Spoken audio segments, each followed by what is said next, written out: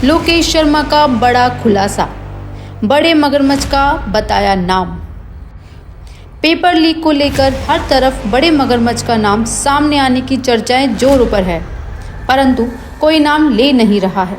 ऐसे में कांग्रेस नेता लोकेश शर्मा ने खुलेआम बताया है कि बड़ा मगरमच्छ कौन है। शर्मा कहते हैं, बड़े मगरमच्छ में सबसे पहले अशोक गहलोत का नाम है, क्योंकि जो मुखिया होता है उसे हर चीज की जानकारी होने के बाद कोई कदम नहीं उठाए तो प्रत्यक्ष या अप्रत्यक्ष रूप से संलिप्तता उसी की मानी जाती है। जांच प्रक्रिया चल रही है, उसको लेकर आपने बताया कि भजन लाल जी भी कह चुके हैं और आमतौर पर यही बातें कही जा रही हैं कि ये छोटी छोटी मछलियां अभी पकड़ में आई हैं और बड़े मगरमच्छ आने अभी बाकी हैं, लेकिन नाम कोई नहीं ले रहा है। तो मैं यहाँ आपसे यह निवेदन करना चाहूंगा कि आप अपने खुले शब्दों में बिल्कुल खुलकर उन कुछ एक नामों को लें जो कि वाकई में वो बड़े मगरमच्छ हैं, क्योंकि आप उस दौरान मुख्यमंत्री अशोक गहलोत जी के ओएसडी भी हुआ करते थे।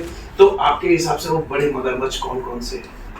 बड़े मगरमच्छ में सबसे पहला नाम तो स्वयं तत्कालीन मुख्यमंत्री अशोक गहलोत का है। भाई, जो प्रदेश का मुखिया हो, जो सरकार में सबसे बड़े पद पर हो, उन्हें हर चीज की जानकारी हो, बावजूद उसके अगर वो कदम नहीं उठाए तो चाहे प्रत्यक्ष रूप से हो या अप्रत्यक्ष रूप से हो, संलिप्तता उनकी स्वयं की ही मानी जाती है। और उनकी सरपरस्ती में ये तमाम घटनाएं घटित हुई। तो सबसे बड़ा मगरमच्छ अगर कोई हुआ तो वो तत्कालीन मुख्यमंत्री अशोक गहलोत हुए। और जांच एजेंसीज को जांच उसी दिशा में करनी चाहिए।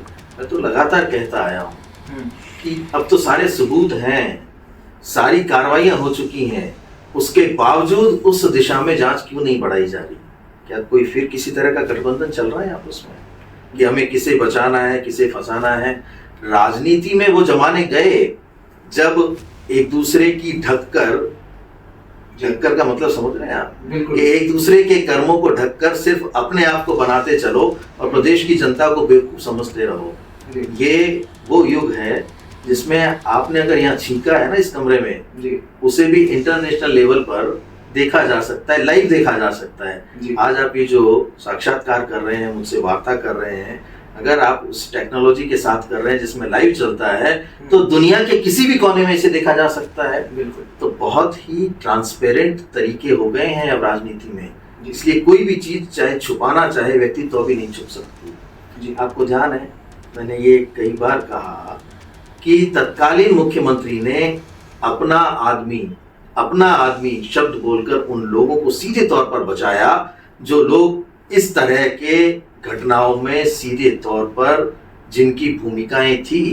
जी, कहाँ गए वो डीपी जारोली, जिनके सरपरस्ती में रीट एग्जाम हुए थे जी, और सरकार ने उस एग्जाम को लीक माना भी नहीं था। ये तो दबाव था राजस्थान प्रदेश के युवाओं का और विपक्ष का कि उनको लेवल 2 के पेपर को रद्द करना पड़ा लीक मानकर।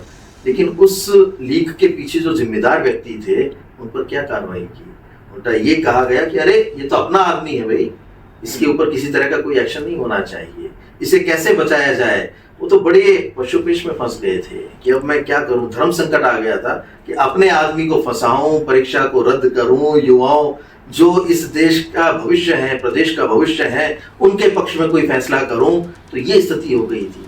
तो ऐसा व्यक्ति जिसने अपने कार्यकाल में सिर्फ अपनी मनमानी की, प्रदेश को बुरी तरह से कहते हैं ना कि कई दशकों पीछे लाकर खड़ा कर दिया, भ्रष्टाचार की जो अति हुई, मुझे लगता है कि राजस्थान के इतिहास में कभी नहीं हुई होगी, अपने तमाम विधायकों को पूरी छूट दे दी कि लूटो खसूटो, प्रदेश की जनता को जिस तरह से भी लूट सकते हो लूटो, क्योंकि उन्हें अपनी कुर्सी बचानी थी। उनका एकमात्र उद्देश्य था कि मैं राजस्थान प्रदेश का मुख्यमंत्री बना रहूं, और उसके लिए जो भी कर सकते थे वही काम उन्होंने किए। लोकेश शर्मा के इस बड़े खुलासे के बाद अब जांच को इस तरफ बढ़ाते हुए बड़े मगरमच्छ तक ले जाना सरकार की मंशा पर निर्भर करता है। अगर जांच उस तरफ नहीं बढ़ती है तो आंतरिक गठबंधन के सवाल उठना लाजमी है।